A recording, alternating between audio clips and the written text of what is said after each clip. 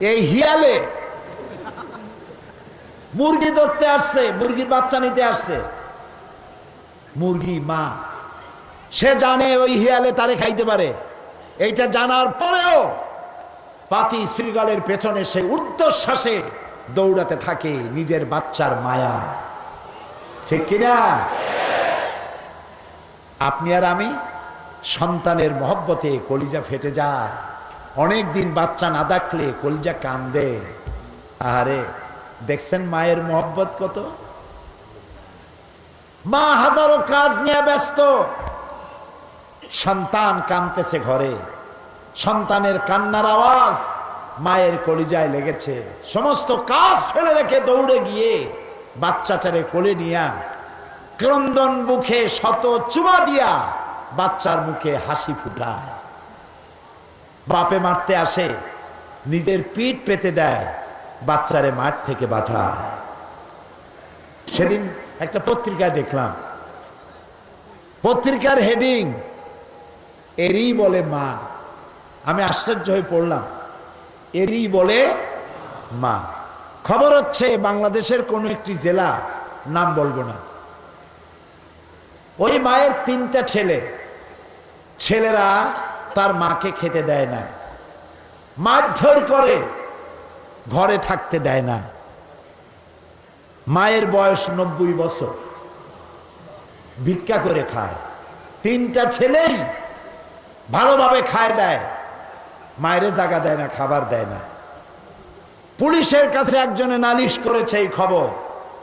পুলিশে একটা ছেলে ধরে নিয়ে গেছে, ফ্যানের সাথে ঝুলাইছে। মায়েরে মারিস তুই? বুড়ি কার কাছে খবর পাইয়া দৌড়াইয়া গেছে থানার মধ্যে। পুলিশের 2টা পাও জড়ায় ধরে মা কাঁদতেছে, আমার কলিজার টুকরা বাচ্চাটারে মাইরো না, ও আমারে ভাত খাইতে না দিউক, ও আমারে মারুক, ওরে তুমি মাইরো না, ও শুধু আমারে মা বলে ডাকুক, তাতেই আমার কলিজা ঠান্ডা হয়ে যাবে। আহারে মা, একটা ভাগের ভাগ করে করে পৃথিবীর মানুষ যেটুক পাইল, তাতে যদি হয় এত ভালোবাসা, এত মহব্বত। এবার চিন্তা করুন, ভালোবাসা, মহব্বত, করুণা, রহমত, এর 99টা ভাগ যে আল্লাহ রাব্বুল আলামিন নিজের মুঠার ভিতরে রেখেছেন বান্দার জন্য, সেই আল্লাহ রাব্বুল আলামিনের কত মায়া। বান্দা যখন কান্দে, বান্দা যখন চোখের পানি ফেলে, আল্লাহ নবী বলেছেন, বান্দা যখন গুনার ভয়তে, জাহান্নামের ভয়তে চোখ দিয়া যখন পানি ছেড়ে দেয়, নাকের অর্ধেক আসতে না আসতে আল্লাহ রাব্বুল আলামিন বান্দারে মাফ করে দে। এই হচ্ছে আমার আল্লাহ। ফাইনা তাযহাবুন, সে আল্লাহরে ধুয়ে যান কই? এই মাজারে, সেই মাজারে, অমুক দরগায়, তমুক দরগায়। আরে লাহুল আসমাউল হুসনা, কি সুন্দর সুন্দর নাম আমার আল্লাহ। আল্লাহরে ডাকেন, গভীর রাত্রে উঠেন, আল্লাহরে ডাকেন, আল্লাহ তাআলা ডাকে সাড়া দিবেন। প্রিয় ভাই সব, মানুষ যে গুনাহ করে, রাসূলুল্লাহ বলেছেন, হযরত আবু হুরায়রা রিওয়ায়াত করেছেন, সামি'তু রাসূলুল্লাহ সাল্লাল্লাহু আলাইহি ওয়াসাল্লাম ইন্নী লা আস্তাগফিরুল্লাহ ওয়া আতুবু ইলাইহি, আমি আল্লাহর কাছে তওবা করে থাকি। এক হাদিসে এসেছে 70 বার তওবা করি, আর এক হাদিসে এসেছে দৈনিক 100 বার তওবা করি। রাসূলের কোনো গুনাহ আছে? সবাই বলেন, কোনো গুনাহ আছে? কোনো গুনাহ নাই, আগেও নাই, পরেও নাই। নবুয়তের আগেও গুনাহ করেন নাই, নবুয়তের পরেও গুনাহ করেন নাই। সেই নবী তিনি বলছেন 100 বার তওবা করি দৈনিক, আর আমরা হাজারো গুনাহ করি, তওবা করি না। রাসূলুল্লাহ বলেছেন, আত-তায়েবু মিনাজ যামবি কামান লা যামবা লাহু, যে ব্যক্তি গুনাহ করে তওবা করলো, সে যেন কোনো গুনাহই করে নাই। সুবহানাল্লাহ। আল্লাহ রাব্বুল আলামিন আরো বলেছেন, বান্দা গুনাহ করে আমার দরবারে যদি তওবা করে, গুনাহ যদি মাপ চায়, তাহলে আমি তার গুনাহগুলি গুনাহ হিসাবে রাখি না, আমি তার গুনাহগুলিকে আমি নেক দিয়া বদলাইয়া দেই, নেকি দিয়ে বদল করে দেই। আল্লাহর নাম রহমান রহিম। হযরত ইউনূস আলাইহিস সালামের কথা দেখুন, কোরআন শরীফের মধ্যে আল্লাহ তাআলা বলছেন, ইউনূস আলাইহিস সালাম তার জাতিকে বছরের পর বছর বুঝাইলেন, জাতি মানল না, কথা শুনল না। ইউনূস আলাইহিস সালাম বিরক্ত হয়ে গেলেন, রাগ করলেন, যা এই জমিনে আর থাকবই না, আল্লাহর জমিনের তোর অভাব নাই, তোরা যখন হেদায়েত কবুল করলি না, আমি অন্য দেশে চলে যাব। আল্লাহর ফয়সালার অপেক্ষা তিনি করলেন না। আল্লাহর ফয়সালার অপেক্ষা না করেই তিনি দেশবাসীর উপরে অসন্তুষ্ট হয়ে রাগ করে এলাকা ছেড়ে চলে গেলেন। আল্লাহ তাআলা বলছেন, ওয়াজান্নুন ইয যাহাবা মুগাদিবান ফাযান্না আন লান নাকদির আলাইহি। তিনি অসন্তুষ্ট নিজের এলাকা ছেড়ে চলে গেলেন। সামনে দেখলেন দরিয়া, জাহাজে উঠে পড়লেন, দরিয়া পাড়ি দিয়ে যাবেন। সমুদ্রের দরিয়ার ভিতরে তুফান শুরু হয়ে গেল। ক্যাপ্টেন বলল, মাঝি বলল যে আমি তো বহু বুড়া মানুষ, আমি জানি জাহাজে যদি কোনো পলাতক গোলাম থাকে তাহলে এরকম তুফান হয় আর নৌকা ডুবে যায়।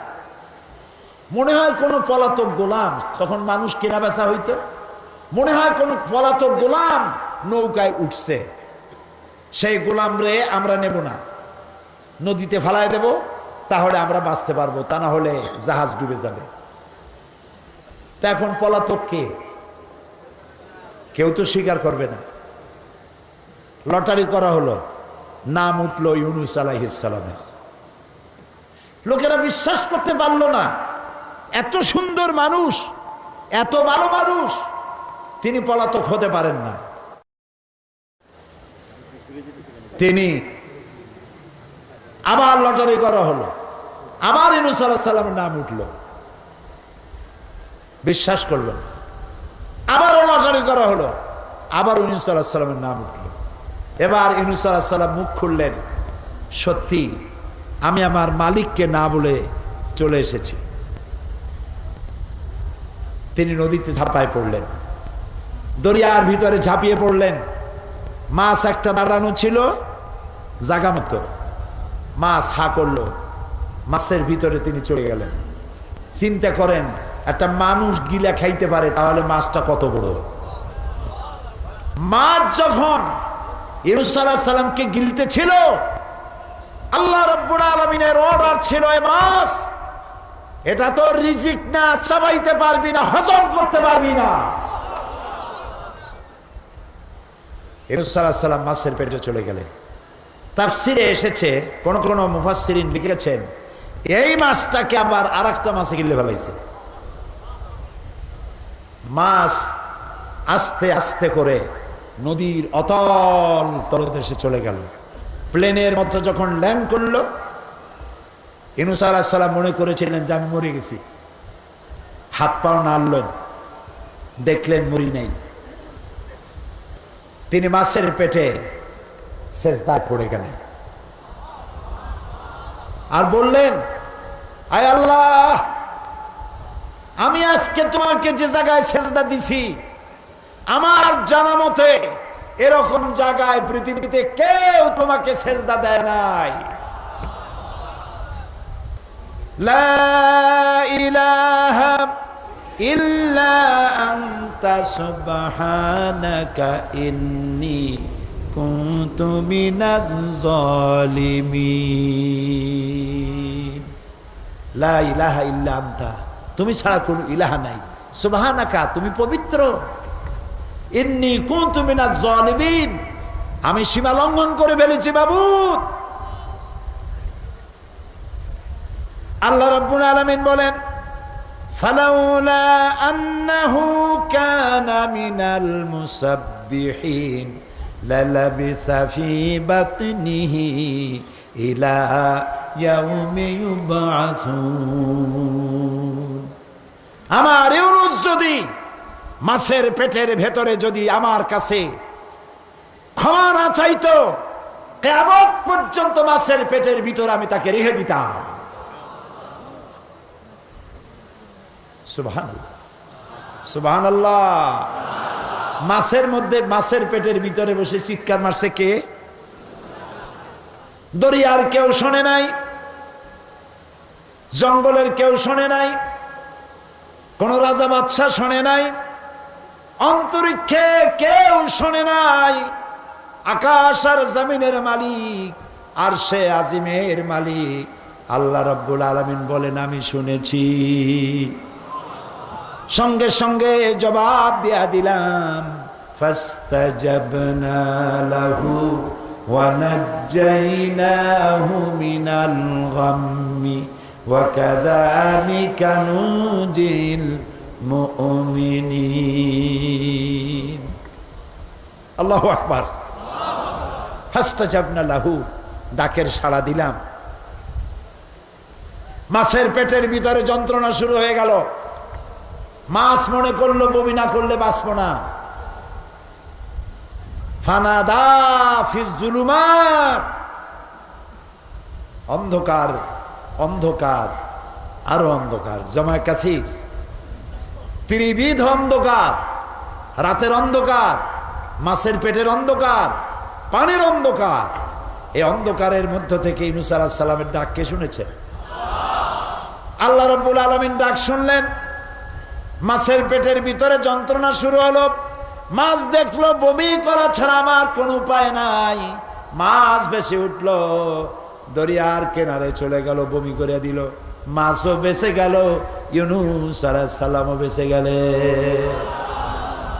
এদিকে যে কওমকে তিনি ছেড়ে এসেছেন, সেই কওম চিন্তায় পড়লো, আরে আমরা তো ভুল করছি। ইউনূস আলাইহিস সালাম রাগ করে চলে গেছেন, তিনি আল্লাহর পয়গম্বর। আমাদের উপরে গজব আসবে 3 দিনের মধ্যে তিনি বলে গেছেন, গজব ছাড়া তো আমাদের উপায় নাই, আমরা তো ধ্বংস হয়ে যাব। মুফাসসিরিনে কেরাম লিখছেন, জাতি করলো কি জানেন? গোটা জাতি ঐক্যবদ্ধ হলো, সমস্ত মেয়ে লোকদের কাছ থেকে বাচ্চা ছিনায় নিল, মুরগির কাছ থেকে তার বাচ্চা ছিনায় নিল, উটের কাছ থেকে বাচ্চা নিয়ে গেল, গরুর কাছ থেকে বাচ্চা, ছাগলের কাছ থেকে বাচ্চা নিয়ে গেল। সবগুলি আলাদা আলাদা নিয়ে দূরে দূরে বানলো। মা দূরে, সন্তান কাছে নাই। স্ত্রী দূরে, স্বামী কাছে নাই। বাপ দূরে, সন্তান কাছে নাই। গরু বাছুর গুলি, গরু আছে বাছুর নাই। উট আছে বাচ্চা নাই। সমস্ত প্রাণী যার যার জায়গায় দাঁড়াইয়া চিল্লাইয়া কাঁদতেছে। মানুষ কান্দে, মেয়ে লোক কান্দে, বাচ্চা কান্দে, গরু কান্দে, উট কান্দে। আল্লাহ আল্লাহ আল্লাহ। এই দৃশ্য কি আল্লাহ দেখতে পারে? জাতি বলছে, আল্লাহ আমরা পয়গম্বরের সাথে বেয়াদবি করছি, আমরা পয়গম্বরের দাওয়াত গ্রহণ করতে পারি নাই, আমরা গোটা মানব জাতি, পশু প্রাণী সব কাঁদতেছি, তোমার নাম রহমান রহিম। আল্লাহ রাব্বুল আলামিন তার গজবের সিদ্ধান্তকে পরিবর্তন করে দিয়ে সেখানে আল্লাহ তাআলা তাদের হেদায়েত নসিব করে দিলেন।